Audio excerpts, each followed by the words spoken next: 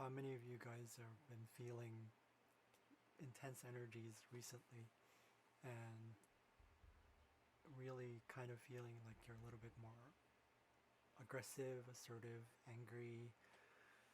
I don't know, probably some issues coming back up with regarding like like your image, your self control, anything to do with the self as well, with the Sun and Mars in conjunct. Um, again, astrology is there to show what's already there. And I think there's a collective shadow, there's a collective energy, but there's also the individual. So it's all connected. It's just like, you have a cell in the body, it's not separate from anything else. I realize as I'm doing this, volume isn't up, and I don't think you can hear me.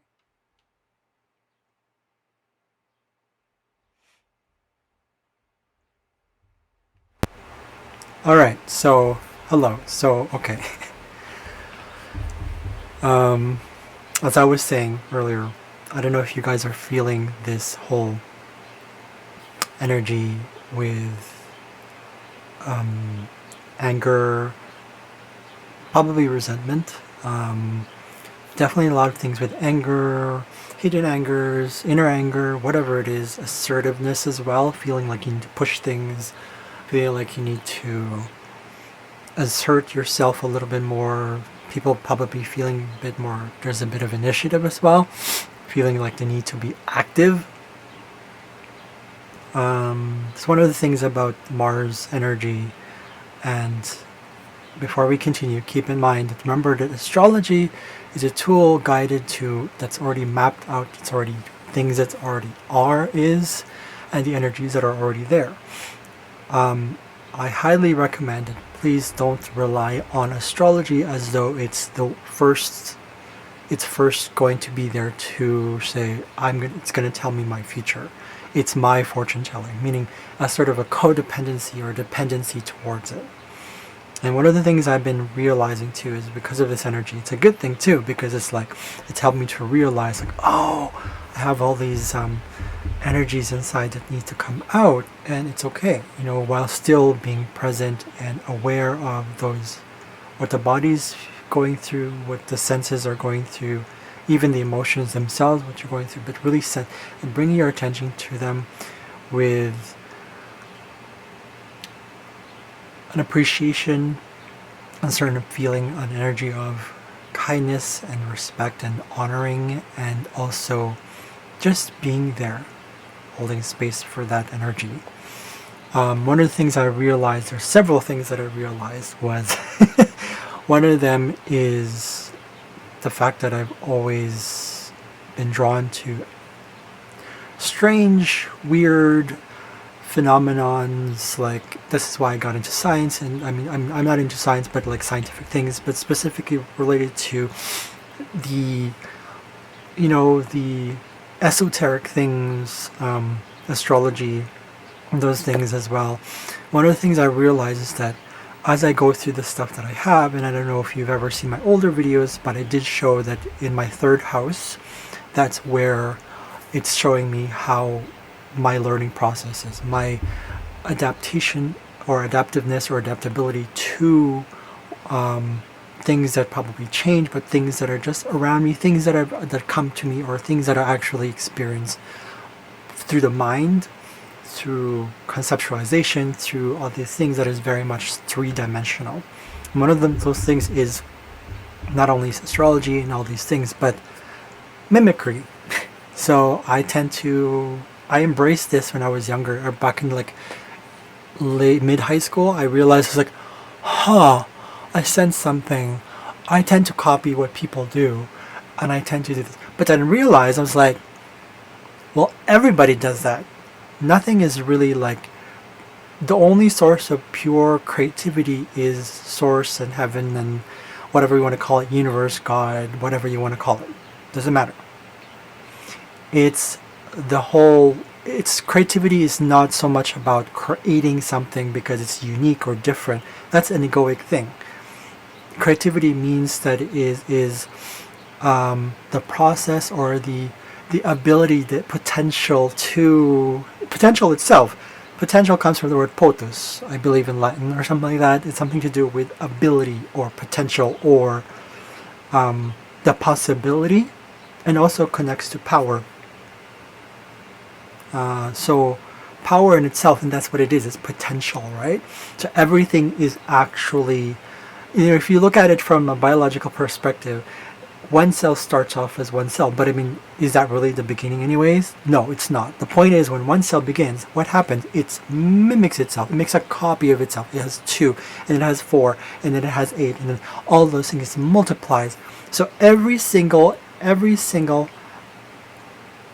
inch and centimeter and millimeter of your skin came from this other one, came from this other one, came from this other one, came from this other one, this, and so forth and so forth. Right there, for me personally, I feel is an actual like proof of eternal. Through the physical, through the 3D world, it's eternal. So what happens, how this relates to mimicry is I realize, like, okay, so it's okay to mimic people. It's okay to do what others do. It's okay to learn from that. And it's okay to grow out of that, because you're just really, what you're doing is you're innovating from it. Nothing is really original in terms of what we feel it is original. Like, what is original? We're always going back to source. And when you're looking at source, you're thinking like source as in beginning.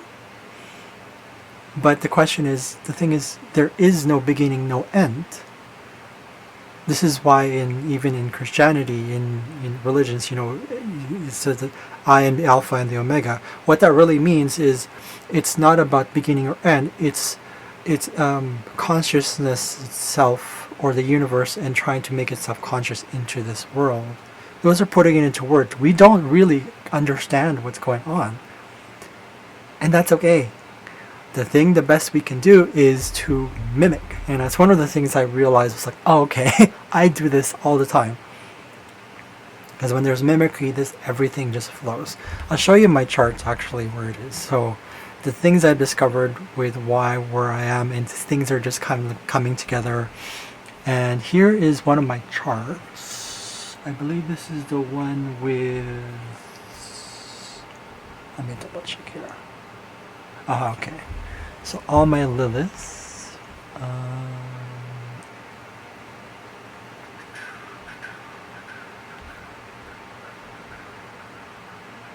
Is this all my Liliths? Well, it says, okay. So here we go. So as you can see here, okay, I'm going to zoom it way out.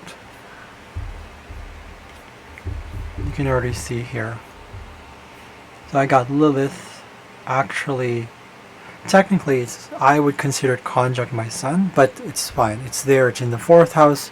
Lilith, this is the dark moon Lilith. When you see the one in 0, I think that's mostly what it is. But this one's particularly is the dark moon Lilith. And I realized dark moon Lilith is kind of like the part of the shadow.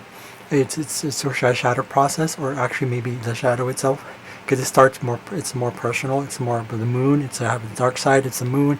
It's a soul. So naturally, it's a little bit more like the shadow.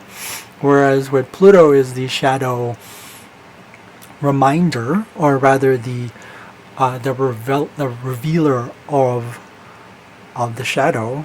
Lilith is part of the instinctive shadow.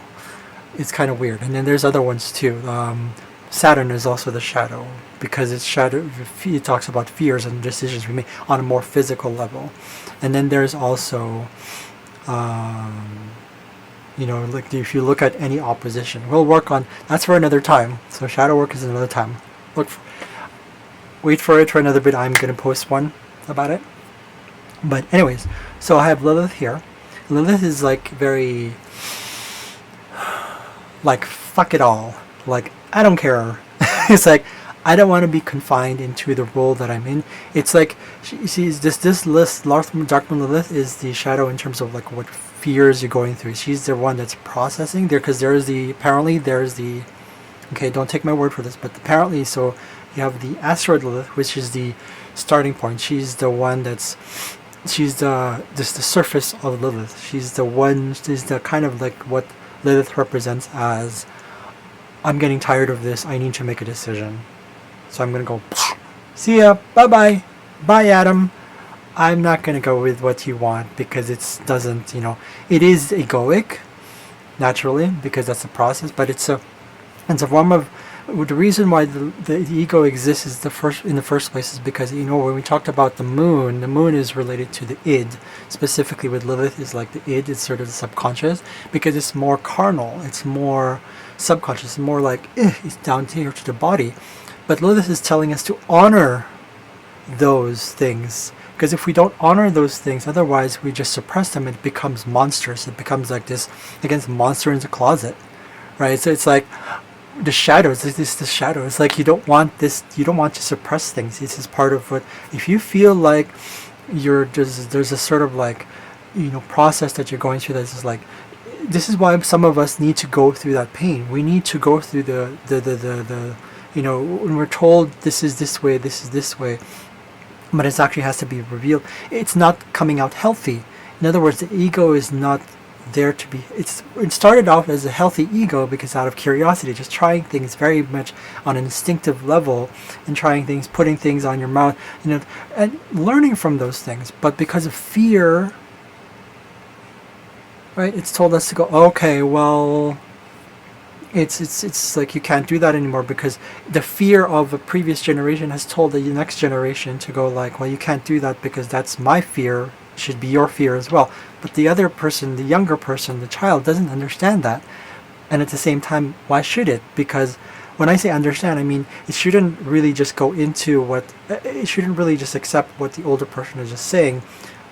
But again, because there's that dependence, you know this, right? When your child depends on a parent, depends on a guardian, depends on someone who's older, who's more so-called knowledgeable, the fear can get passed on, rather than, instead of it being told what to do, instead of being reprimanded and so-called disciplined and actually spanked for it, or beaten or hit to death, or whatever it is, whatever sort of power struggles that might go on where there's an overpowering.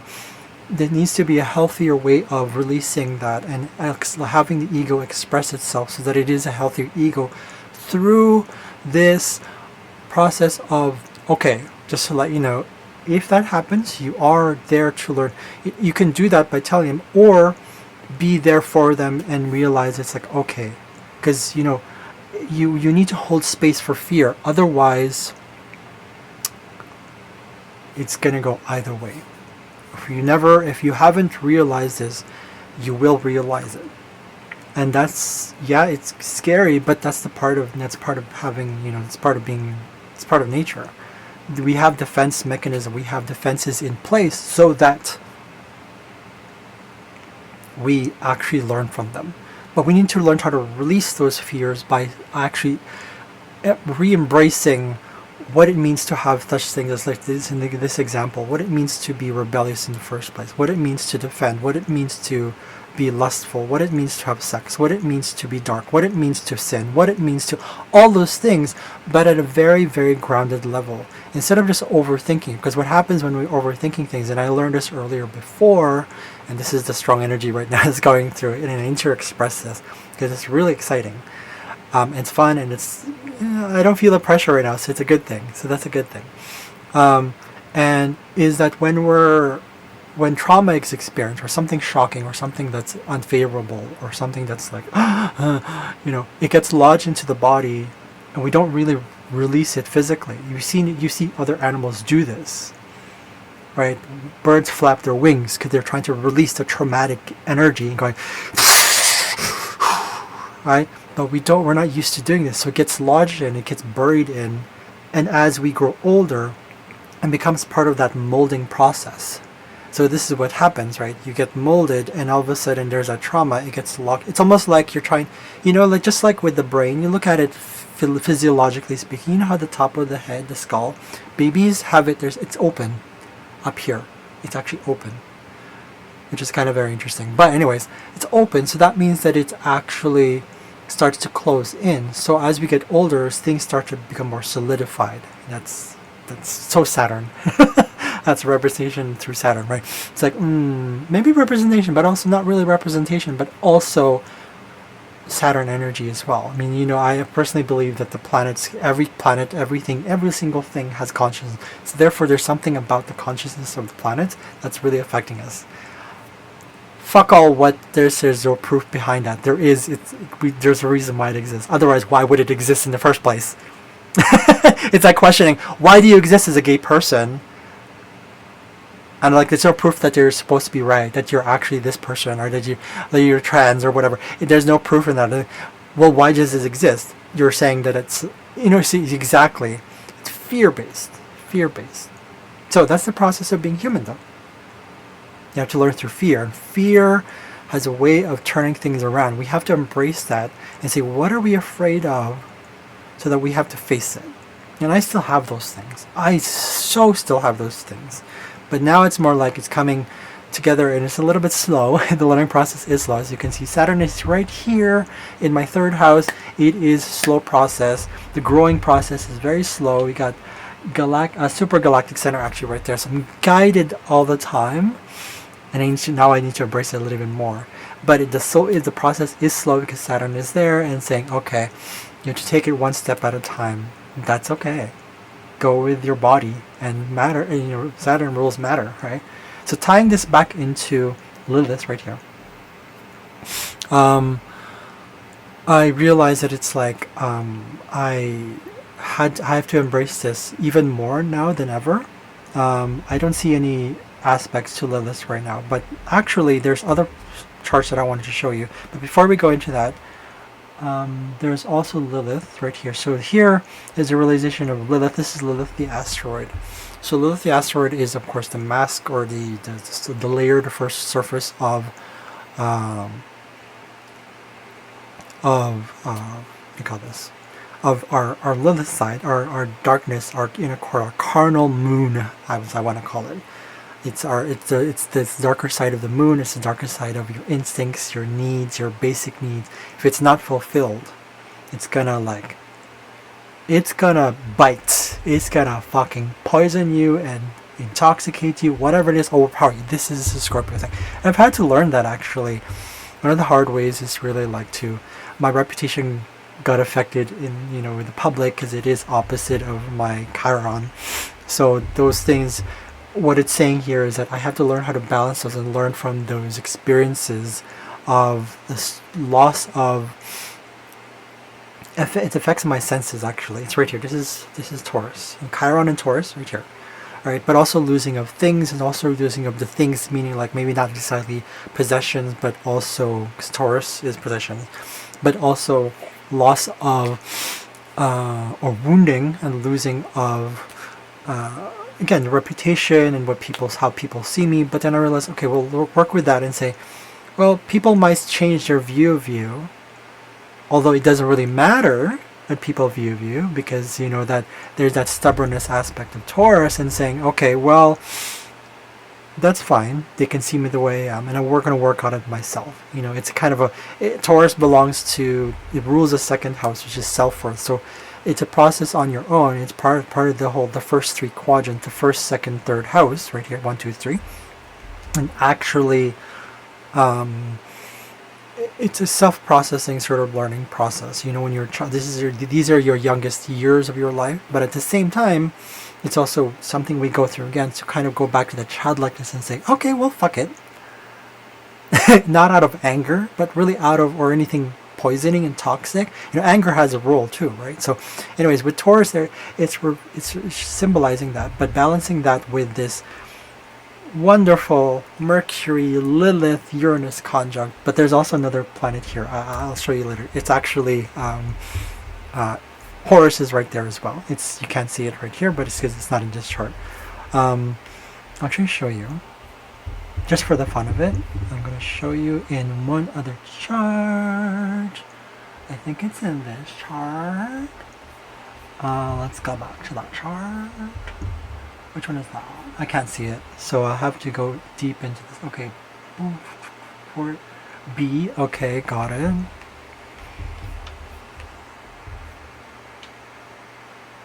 I think it's this one. Well, Horus is not. Well, it is conjunct Uranus, so that means I get a lot of like weird, it's very like sudden changes in like clairvoyance, clair anything, because it's in the fifth house, and because it was in Sagittarius. I hope you can see that. Yeah, that's right.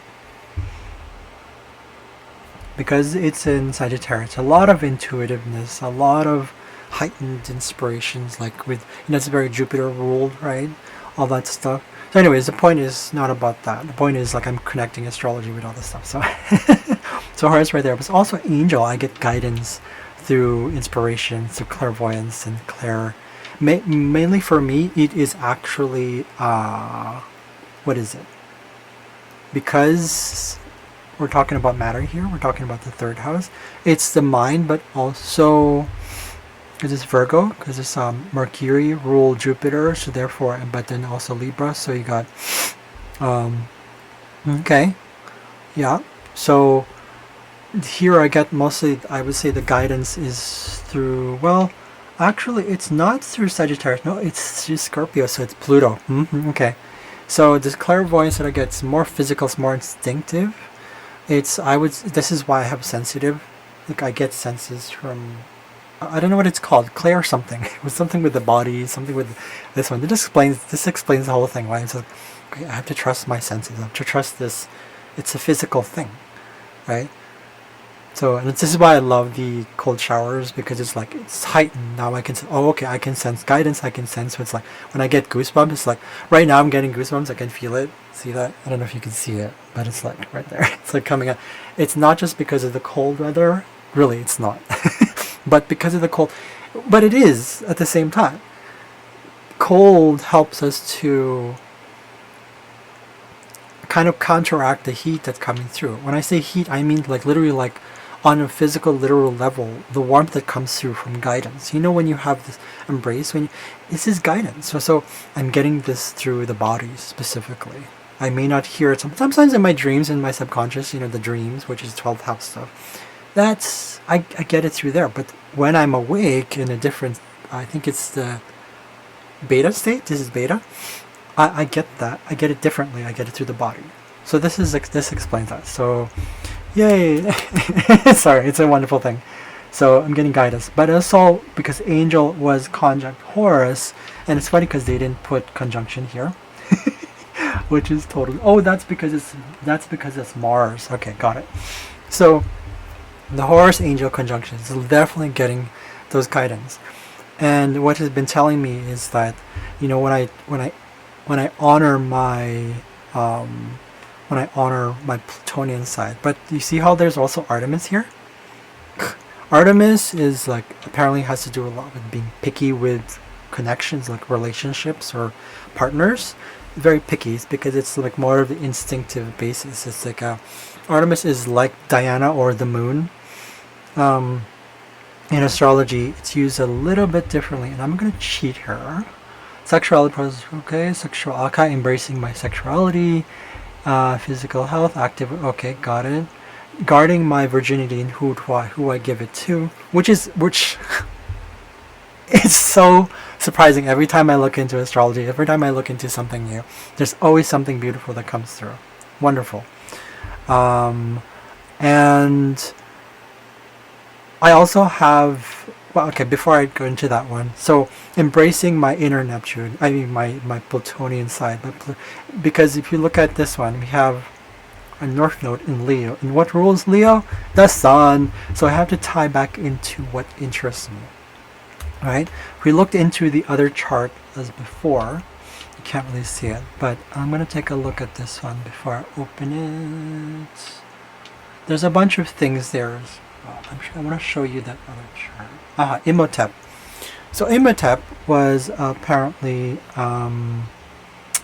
very good with astrology and astronomy. I think this is the chart.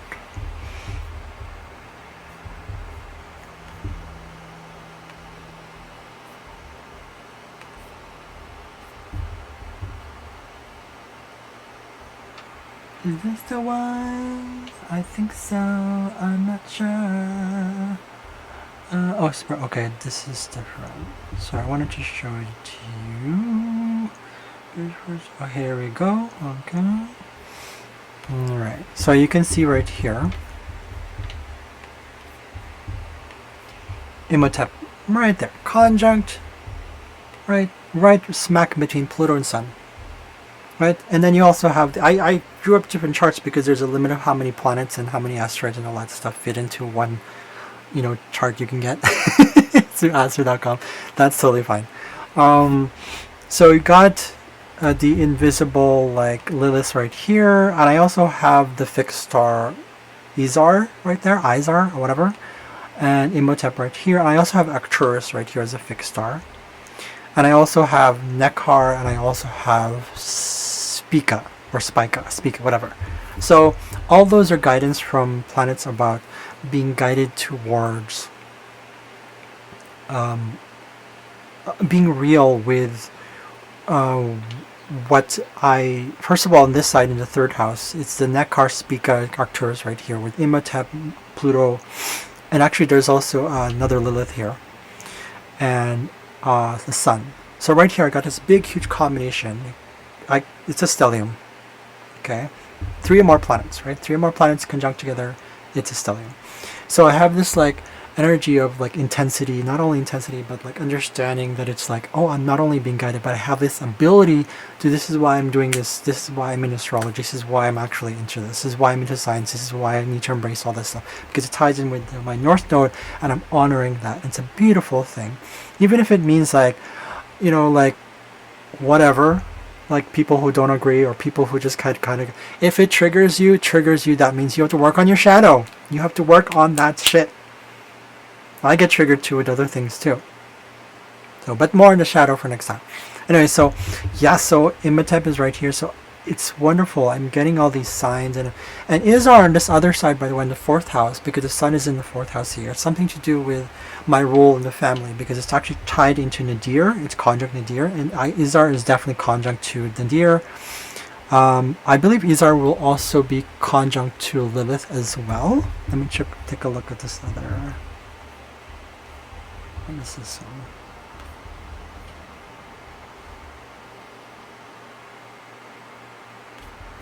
Lilith. Oh, Shapley attractor. Whew, big one. Okay, the Shapley attractor is like so far the biggest galactic.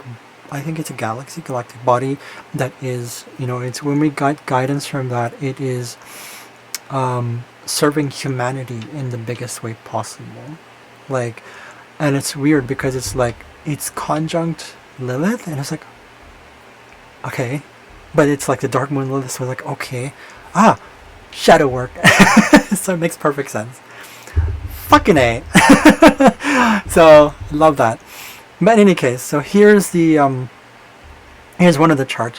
What else do I have in here? Arcturus. Yeah, I'll show you the other chart that I have here. This one is called F-Sun Moon. Part of this thing I'm embracing right now is the whole eccentricity and weirdness that I get when I'm really inspired, and I want to share with you guys. It's my, I don't know if you can see that. I hope you can see that. Yeah, that's right there. It's Moon trine,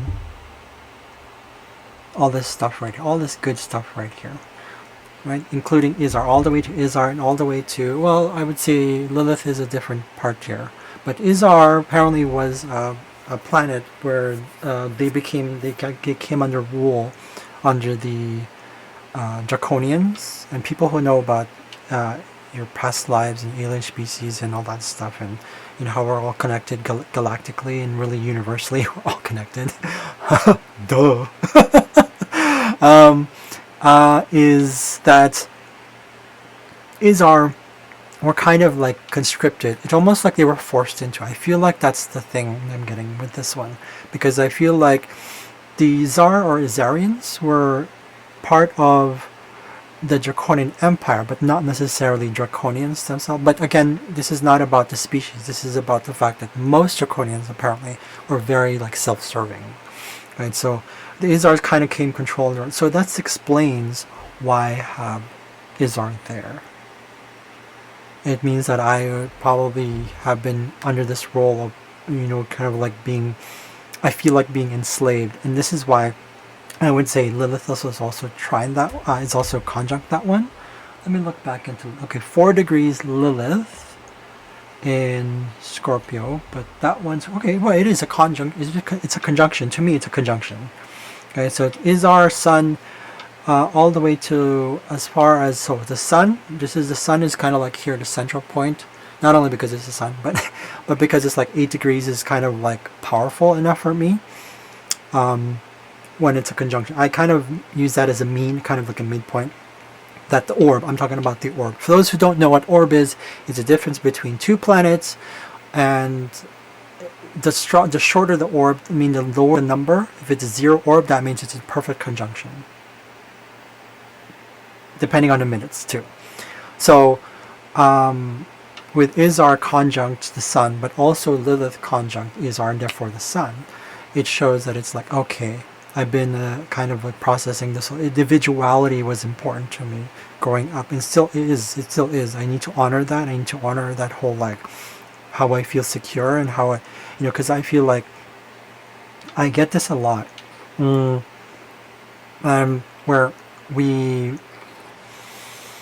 there are people who give me advice when I don't ask for it. And it's not because I don't want it. It's more like I feel like I should go out and get it. And that's the thing I'm learning about my North Node in Leo. North Node in Leo needs to shine on its own, learn things on its own. But when help does get taken, when I get help, when it's given, then that's when I should take. That's what I should really take it and accept it. But I find in the past, most people just gave me advice just because they wanted to respond, rather than being there and just being present. And that's part of the whole Leo thing as well. Learning how to also be present and really embrace that childlikeness, and therefore, I'm going to pause here for a second.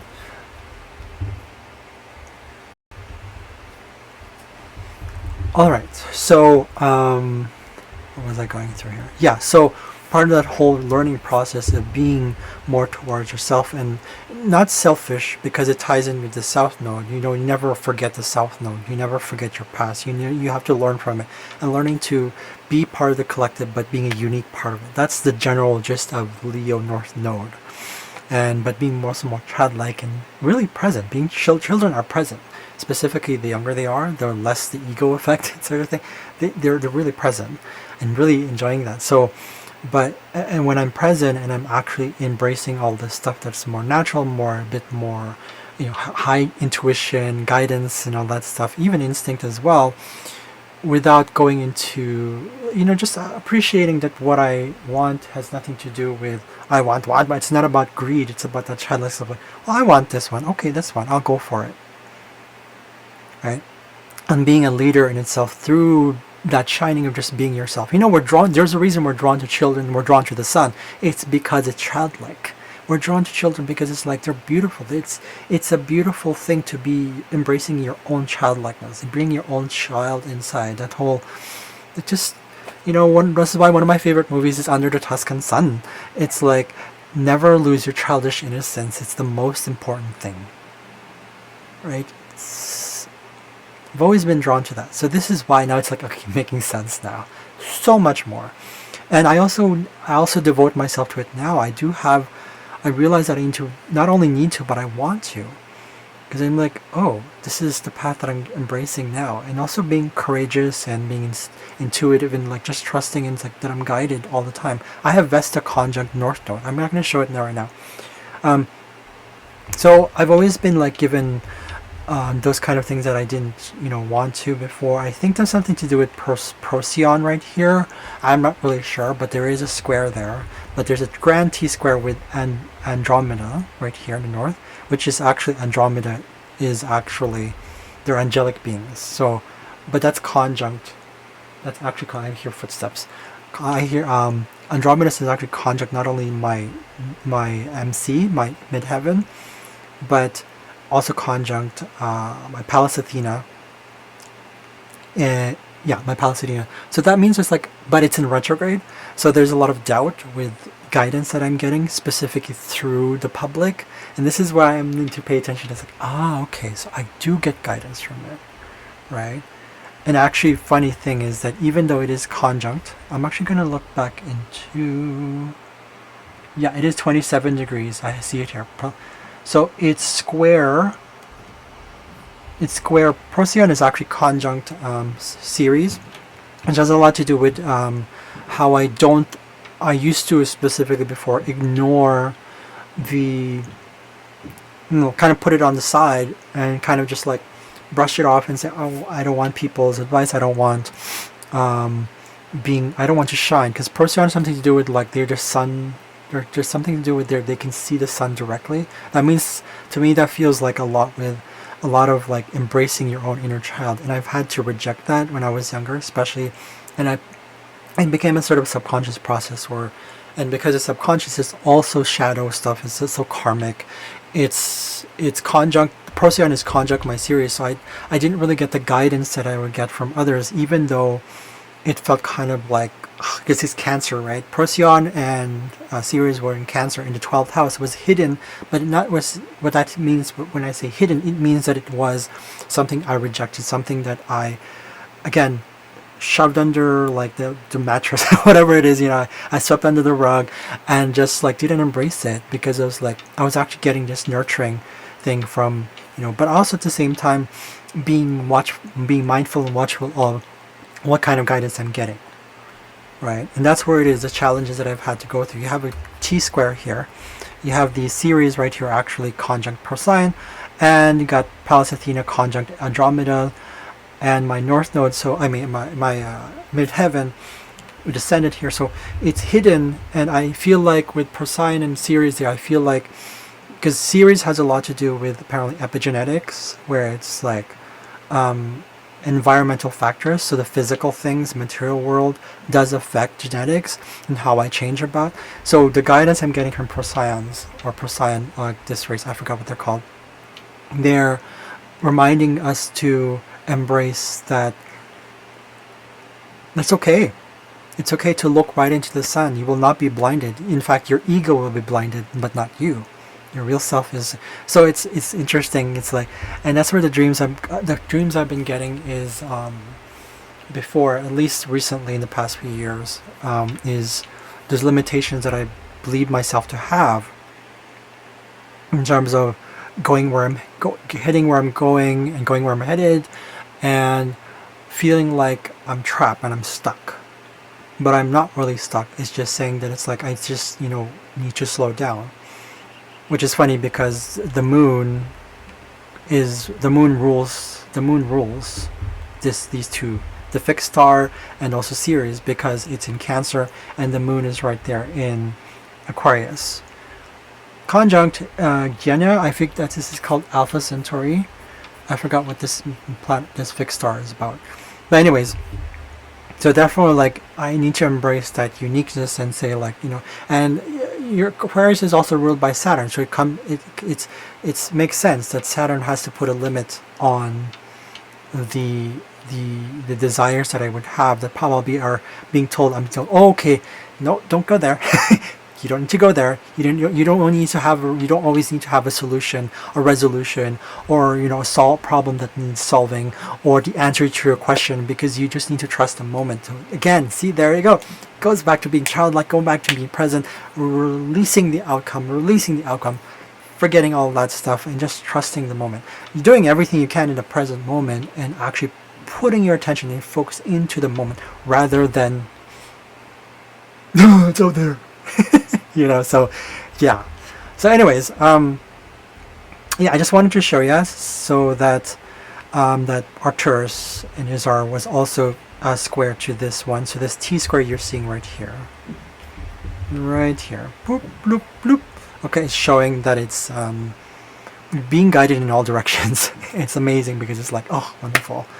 I'm not gonna go through the whole thing, but because it's not about my chart, it's about the fact that I've learned how this ties back into mimicry is that, like, I have echo, actually right here, somewhere here, conjunct Saturn.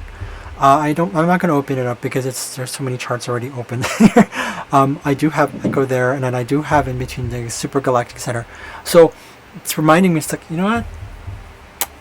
Fuck it. Yeah. So copy, mimic, right? Whatever. Do what you have to do. At least for me, my experience is that it's okay. And yeah, and I'm learning from all these astrologers. I'm a self-taught astrologer and proud of it, or at least I'm going to learn to embrace it, and it's a process, and that's fine. But it's not about the pride, it's about the fact that, I'm just having fun. The key is having fun. Fuck all that it's like, oh, it's about reputation. Fuck that it's about, oh, I don't have these credentials, blah blah blah blah blah blah blah blah blah blah blah blah blah. And yes, there is that. I'm really utilizing that anger into something productive, into something that is meaningful for me, because it's like it's something that I find that I really need to, not need to, yeah, okay, you can say need to embrace. Part of it is like, for me, when I say need, the whole need with the want thing. Moon is need, sun is want. They're all tied together. This flow is right here and telling me to embrace that and really see how I can be of service, but by being myself. So that's part of that. So mimicry is part of the whole process. I don't know if that made sense to you guys, but I just kind of wanted to tie it to, I wanted to tie it to astrology. I wanted to tie it to the fact that it's like things have been coming through, and it's just like, it's a little bit more, it just makes sense. And I'm using astrology as a tool to help me realize, like, oh yeah, it's there. It's amazing. So anyways, again, sorry, not sorry, pardon the lighting. I'm kind of in the middle of something right here. But in any case, I hope to see you soon. Check out my next video. I might put a link beside it. If it's not, it's on shadow work in astrology and astrology. So anyways, thanks for listening. Thanks for watching. Hope to see you guys later. Be at peace. Be in the moment. Okay. I'll see you later.